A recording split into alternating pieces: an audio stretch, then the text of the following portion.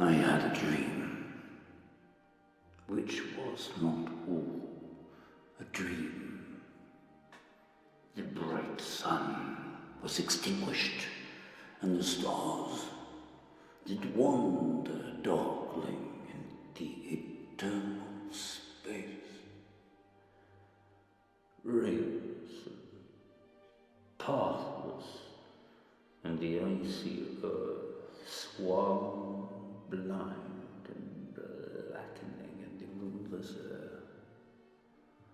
Morn came and went, and came and brought no day, and men forgot their passions in the dread of this desolation, and all hearts were chilled into a selfish prayer for light. And they did live by watchfires and the thrones, the palaces of crowned kings, the huts, the habitations of all things which dwell, were burned for beacons, cities were consumed, and men were gathered round their blazing homes to look once more into each other's face. Happy were those who dwelt within the eye of the volcanoes, and their mountain torch of fearful hope was all the world contained. Forests were set on fire, but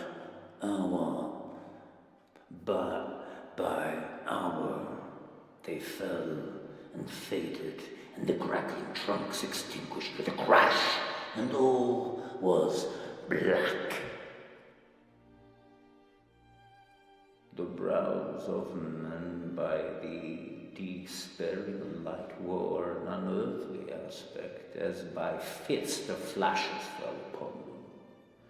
Some lay down and hid their eyes and wept, and some did rest their chins upon their clenched hands and smiled, and others hurried to and fro and fed their funeral piles with fuel, and looked up with mad disquietude on the dull sky, the pall of a past world, and then again with curses cast them down upon the dust, and gnashed their teeth, and howled. The wild birds shrieked, and terrified did flutter on the ground and flap their useless wings.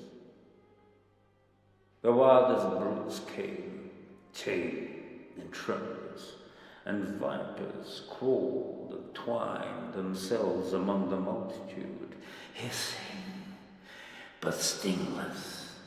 They were slain for food. And war, which for a moment was no more, did glut himself again. A meal was brought with blood, each sate sullenly apart, gorging himself in gloom. No love was left. All earth was but one thought, and that was death, immediate and inglorious, and the pang of famine fed upon all entrails. Men died, and their bones were tuneless as their flesh. The meager by the meager were devoured. Even dogs assailed their masters, all save one, and he was faithful to a course, and kept the birds and the beasts and the famished men at bay. till hunger clamped them, water dropping, dead, loved their lank jaws. Himself sought out no food, but with a piteous and perpetual moan, and a quick, desolate cry, licking the hand of which answered not with a caress. He died. The crowd was famished by degrees, but 2 of the enormous city did survive, and they were enemies. They met beside the dying embers of an altered place, which had been heaped a mass of holy things for an unholy usage. They raked up and, shuddering, scraped with their cold, skeletal hands the feeble ashes, and their feeble breath blew for a little life and made a flame, which was a mockery. Then they lifted up their eyes as it grew lighter and beheld each other's aspect, saw and shrieked and died.